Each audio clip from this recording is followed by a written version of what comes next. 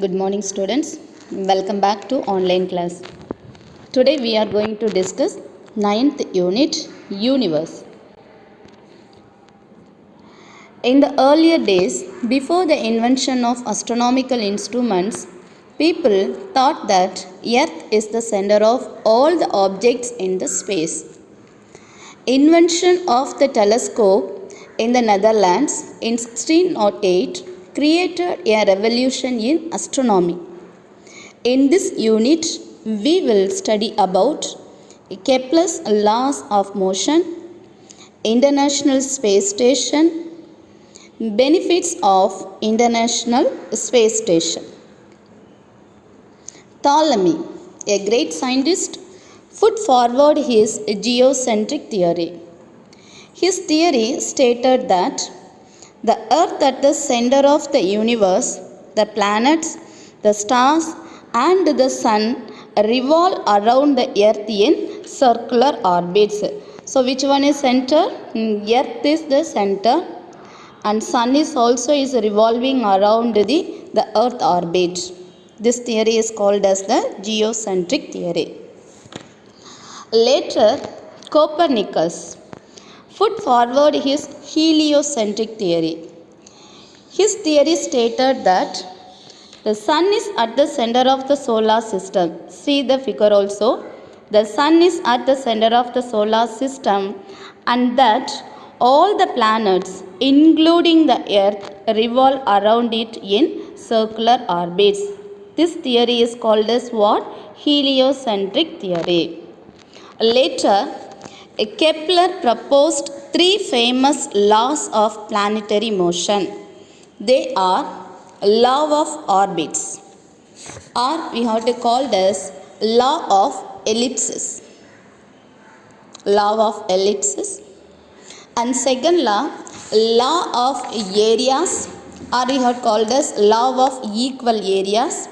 And third law, the law of periods, or we have to call this law of harmonies.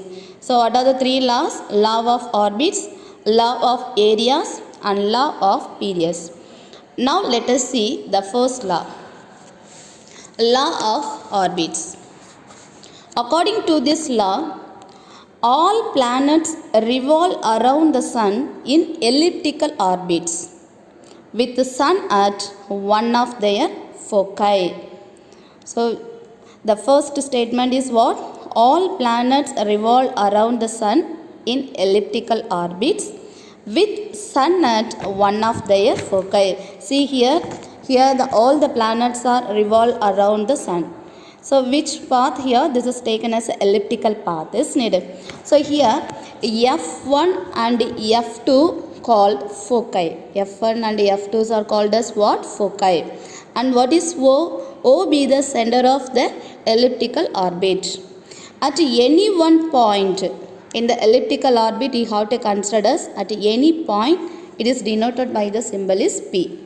So we have to, according to this law, we can say that Pf1 and Pf2 is constant. Pf1 and Pf2 is constant. This is only we have to call this what? Law of orbits. So all planets revolve around the sun in elliptical orbit with sun at one of their foci. Now let us see the second law. A law of areas or law of equal areas.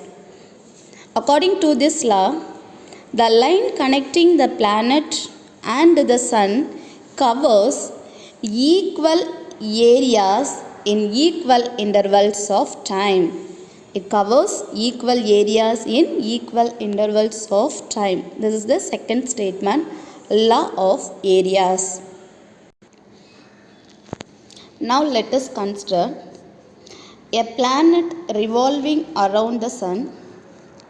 Let P1 and P2 represents two positions at a start and end at 30 days duration. Let A1 be areas swept this period.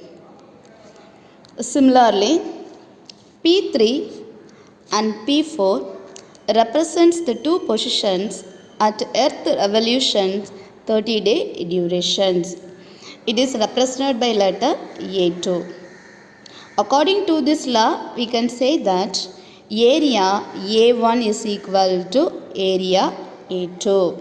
This is the second law of areas.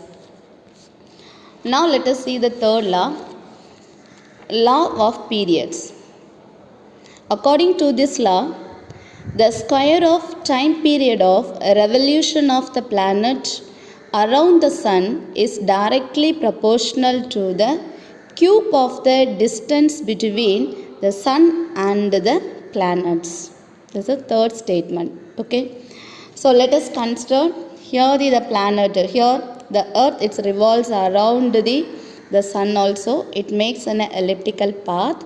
So the square of the time period, it is denoted by the symbol is T square, is directly proportional to the cube of the distance between the sun and the planets. It is denoted by the symbol is R. So we can write T square is directly proportional to R cube. T square is directly proportional to R cube. I hope you understand, ma. So now let us recap. Ptolemy formulated the geocentric theory while Copernicus formulated the heliocentric theory. Kepler's three laws of planetary motion are law of orbits, law of areas, law of periods. So the law of orbit states that all the planets revolve in elliptical orbits with the sun at one of the foci of the ellipse. Second law states that the line joining the sun and a planet sweeps equal areas in equal intervals of time. And third law states that the square of the time period of a planet is directly proportional to the cube of the semi-major axis of its elliptical, or it's directly proportional to the cube of the distance between the sun and the planets. I hope you understand, ma. And now let us move on to the next topic, International Space Station. The short form we have to call it as ISS. So ISS is a large spacecraft which can house astronauts.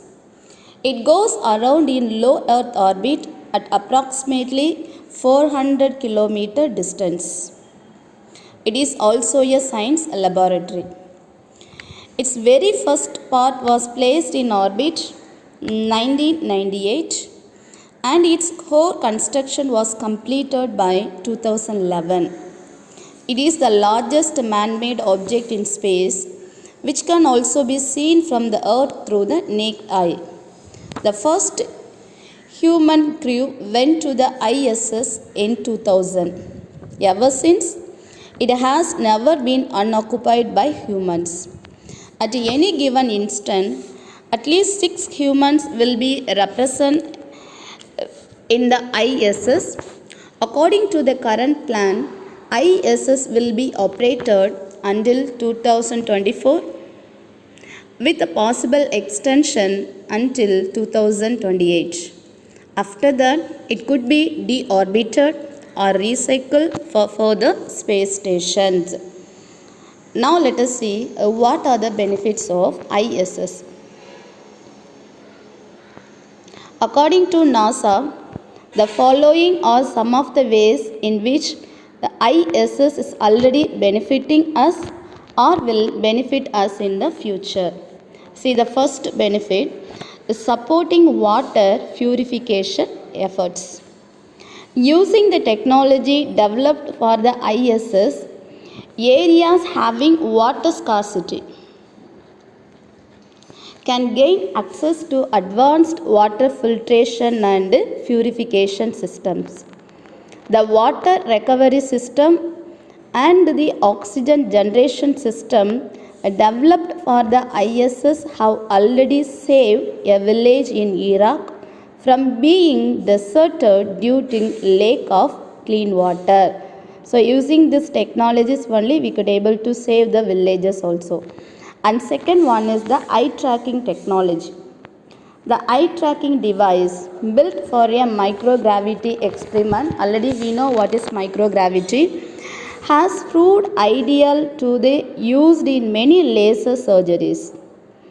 Also, eye tracking technology is helping disabled people with limited movement and speech. For example, a kid who has severe disability in body movements can use his eye movements alone and do routine tasks and lead an independent life. So, which device is used here? Eye tracking device. And third benefit is robotic arms and surgeries. Robotic arms developed for research in the ISS are providing significant help to the surgeons in removing inoperable tumors and taking biopsies with great accuracies. Its inventors say that the robot could take biopsies with remarkable precision and consistency. Apart from the above mentioned applications, there are many other ways in which the researches that take place in the ISS are helpful. So they are development of improved vaccines, breast cancer detection and treatment, etc. So these are the benefits of ISS, that is International Space Station. I hope you understand what and all we have discussed in this video. Thank you, students.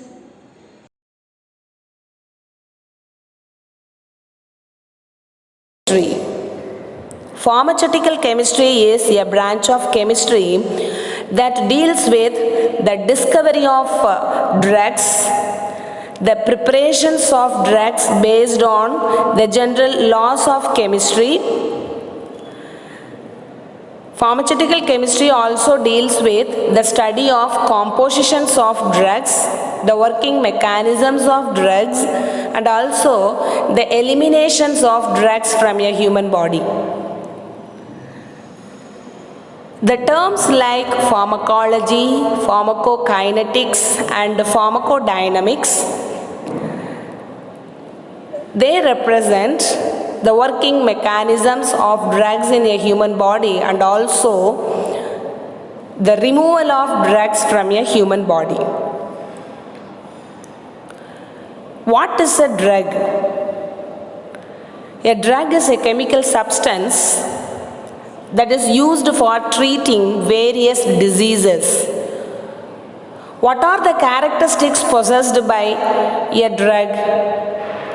A drug should not be toxic. A drug should not have any side effects. A drug should not affect the tissues which absorb the drugs. A drug should not affect the normal physiological activities of the human body, and a drug must be specific and effective in its action. So these are the main characteristics of drugs. This slide shows you some drugs. What are the main sources of drugs? From where do we get drugs? Drugs are got from plants, animals, minerals, microorganisms, and sometimes they are also synthetically prepared in the chemistry labs. From plants, we get the drugs like morphine, quinine, aspirin and paracetamol are artificially prepared in the chemical laboratories. Insulin, heparin are the drugs which are derived from animals. From minerals, we get liquid paraffin. Penicillin is an antibiotic, the very first antibiotic discovered by Alexander Fleming, is got from the microorganism fungi. Human growth hormone are got from genetic engineering. So these are the main sources of drugs. Types of drugs. Drugs are broadly divided into two categories. They are the drugs that are used to treat some diseases. The other category is The drugs which have some characteristic effect on the animal organism but don't have any remedial effect for a particular disease. So these two are the two types of drugs. So here are some drugs which belong to the second category, the drugs that have some characteristic effect on the animal organism but they don't have any remedial effect for a particular disease.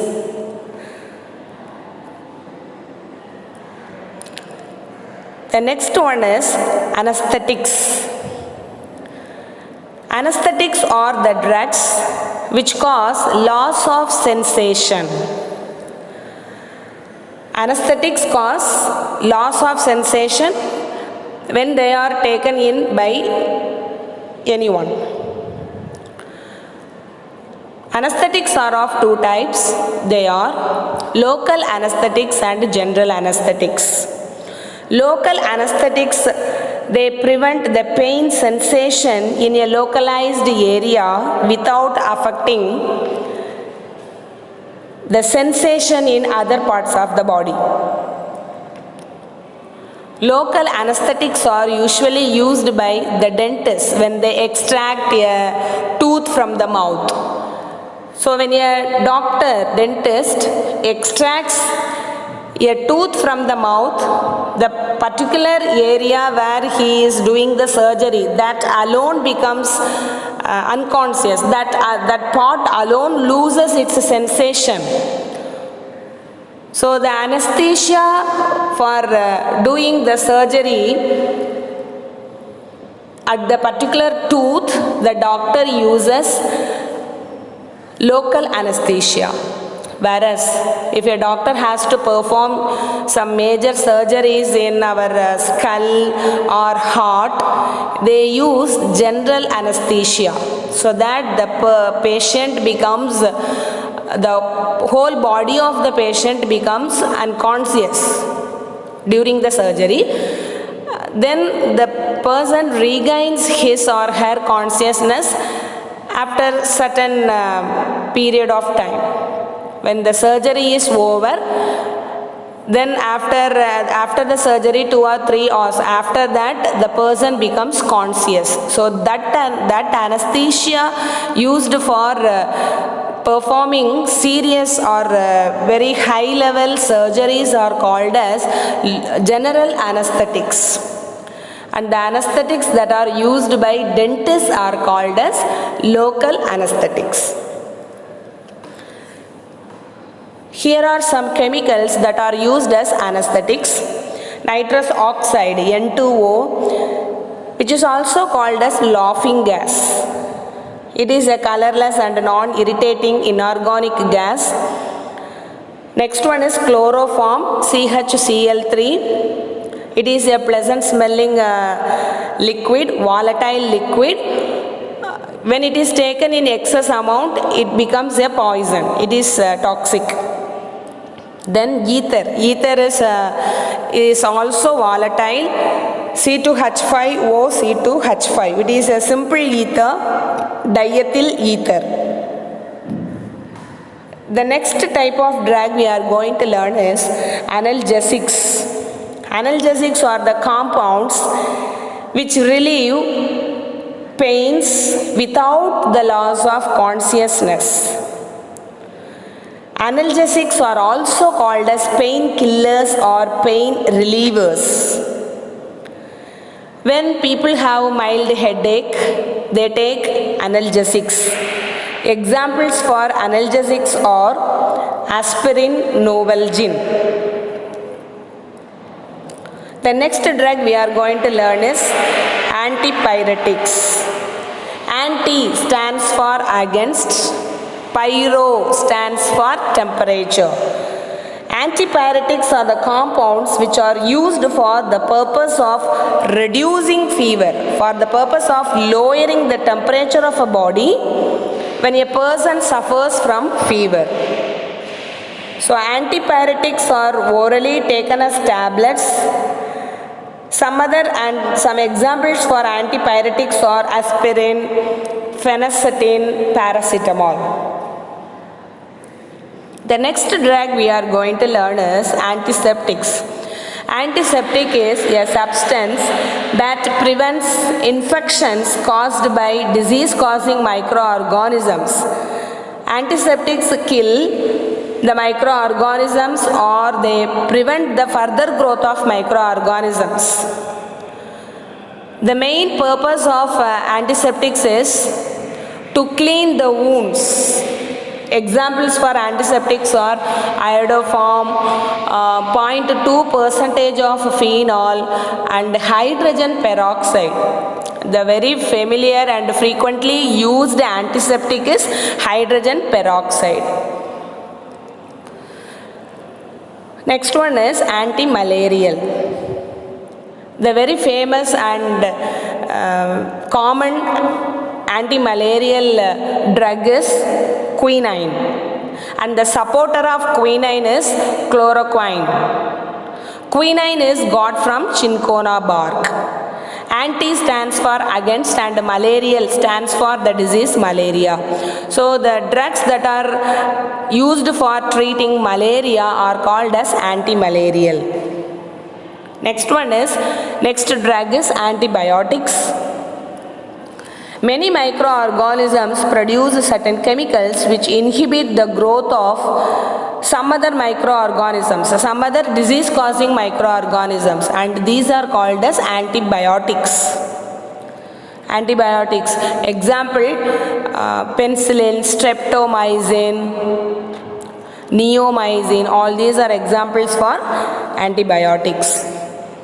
Next one is antacids. Antacids. Ant is nothing but anti, that is against acids, against the acids.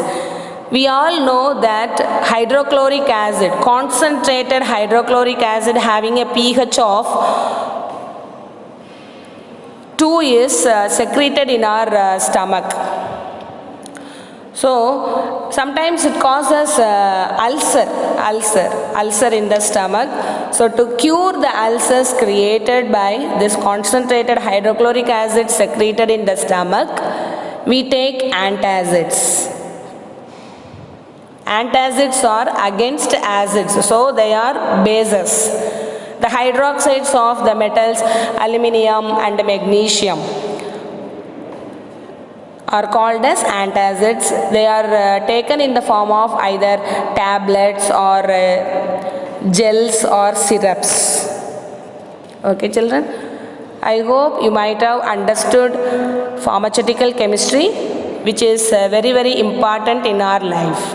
Pharmaceutical chemistry is a branch of chemistry that immediately comes into rescue when we fall ill. So a basic knowledge of pharmaceutical chemistry is very, very important.